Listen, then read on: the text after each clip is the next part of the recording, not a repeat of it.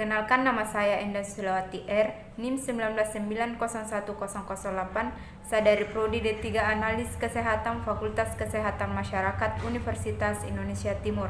Di sini saya akan membawakan materi yang berjudul tentang uji biokimia.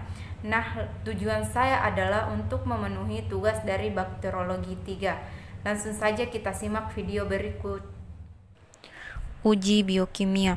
Apa itu uji biokimia? Jadi, uji biokimia bakteri merupakan suatu cara untuk perlakuan yang dilakukan untuk mengidentifikasi dan mendeterminasi suatu biakan murni bakteri hasil isolasi melalui sifat-sifat fisiologinya.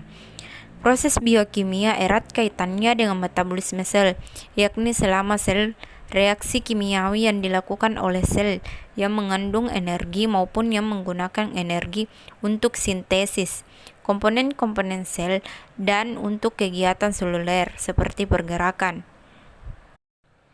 Bakteri memiliki variasi bentuk morfologi yang terbatas, seperti basil, kokus, dan spiral, sehingga sulit untuk membedakan satu spesies dengan spesies lainnya.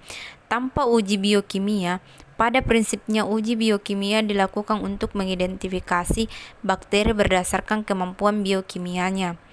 Proses biokimia erat kaitannya dengan metabolisme sel, yakni selama reaksi kimiawi yang dilakukan oleh sel yang menghasilkan energi maupun yang menggunakan energi untuk sintesis komponen sel dan untuk kegiatan seluler seperti pergerakan. Uji IMVIC terdiri dari serangkaian uji biokimia, yaitu uji indol, methylene red, Voges, Frokower, dan citrat. Yang pertama, uji indol. Uji ini digunakan untuk mengetahui adanya enzim triptopanase pada bakteri sehingga mampu mengoksidasi asam amino triptopan membentuk indol. Kemudian aktivitas enzimatik triptopanase dari bakteri yang dapat mengoksidasi asam amino triptopan dikonversi menjadi produk metabolik berupa indol. Indol adalah suatu persenyawaan nitrogen yang kompleks yang dihasilkan bakteri sebagai hasil dan penguraian protein. Indol hanya terbentuk dari asam amino triptopan dan triptopan terbentuk berasal dari peptom dalam komposisi medium. Indol dapat dideteksi dengan penambahan reaksi Kovacs yang mengandung p-dimetil amino benzaldehyde. Kemudian reaksi ini menghasilkan lapisan warna merah ceri pada permukaan biakan.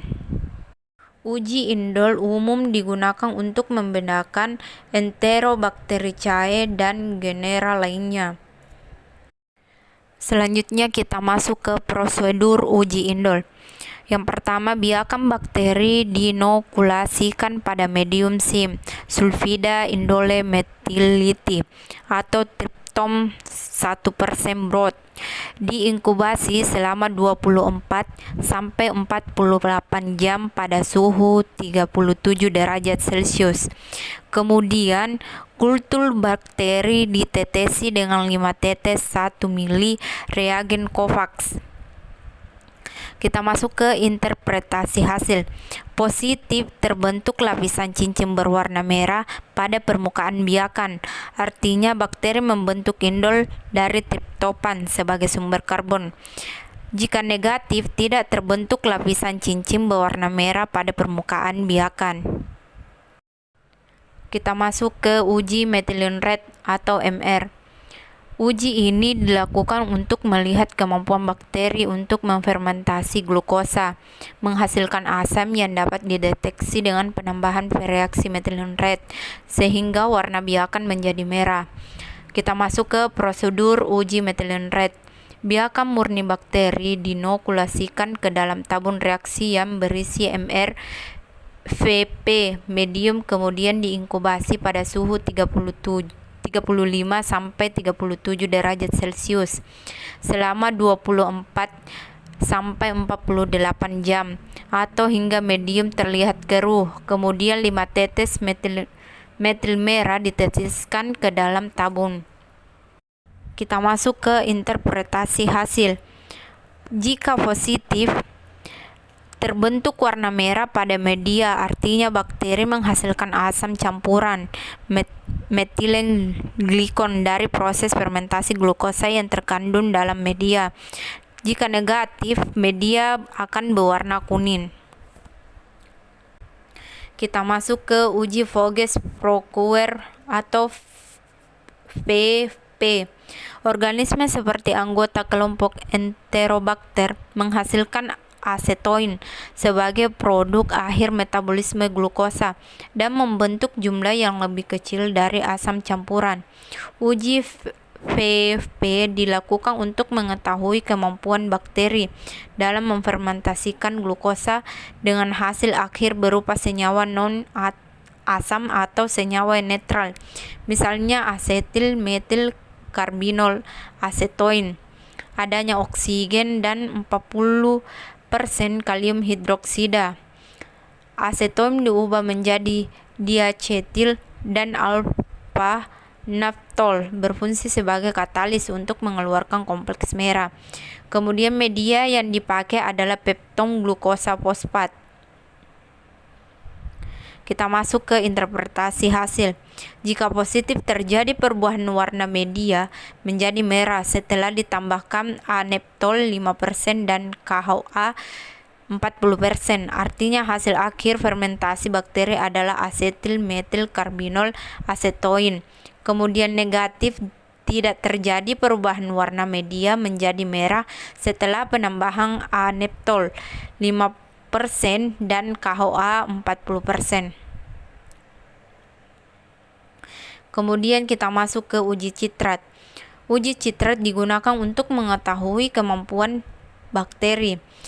Manfaat citrat sebagai satu-satunya sumber karbon. Media yang dipakai adalah Simon citrater agar atau SCA. Media SCA berisi inkubator BTB brown thymol blood. Apabila bakteri menggunakan citrat sebagai sumber karbon, maka media berubah menjadi basa dan berubah warna menjadi biru. Nah, interpretasi hasil. Negatif, tidak terjadi perubahan warna media dari hijau menjadi biru, artinya bakteri ini tidak mempunyai enzim citrat fermase, yaitu enzim spesifik yang membawa citrat ke dalam sel, sehingga kuman tidak menggunakan citrat sebagai satu-satunya sumber karbon. Jika positif, terjadi perubahan warna media dari hijau menjadi biru, artinya kuman menggunakan citrat sebagai satu-satunya sumber karbon.